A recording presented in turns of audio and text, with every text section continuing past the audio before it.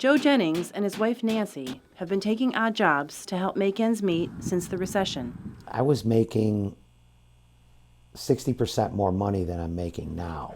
Jennings, a telecommunications electrician, has seen his work become less specialized or go to workers overseas. I saw the talent and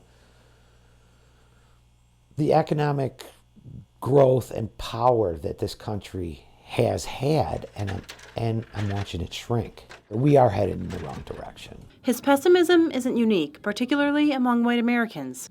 In an AP NORC poll from this June, 40% of whites thought America's best days were ahead of it, compared to 62% of blacks. Even though many blacks are far worse off economically, minorities are also more optimistic about their future. Now I'm just going to have to wipe it up now. Take Christine Ricks, a substitute teacher who runs a youth community center, mostly on her own dime. She recently graduated from college with degrees in social work and community engagement, along with a lot of student debt. I'm so poor, it's I can't even be ashamed anymore. But I'm going to be okay. I really believe that I'm going to be okay because I've been okay so far. The disparity between minorities' optimism and whites' pessimism has helped define the election. Republican Donald Trump has appealed almost exclusively to whites, including the Jennings family. We are going to make America great again. Meanwhile, Democrat Hillary Clinton has struck a more optimistic tone. I have so much confidence and optimism about our country. Historically, whites often polled as more optimistic about their prospects than blacks and Hispanics.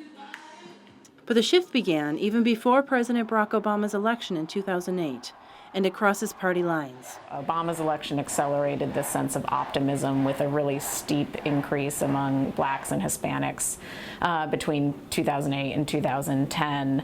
And the Great Recession really spurred on and accelerated this sense of pessimism among whites. There is one area, though, where blacks register as more pessimistic than whites: race relations and policing.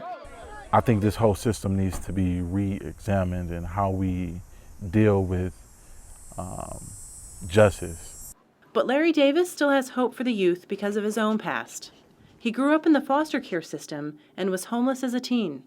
Now 27, he's working toward his master's degree in public health policy and volunteering with young people.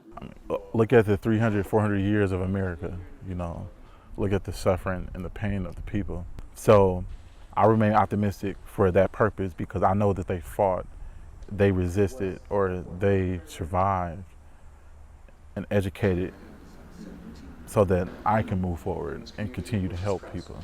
But the future is what worries Joe Jennings. I'm afraid that our very way of life, our very wonderful opportunities that this country gives you will not be there for when my little guys get older. Those hopes and fears, a driving force behind this election. Carrie Antelfinger, Associated Press, Milwaukee.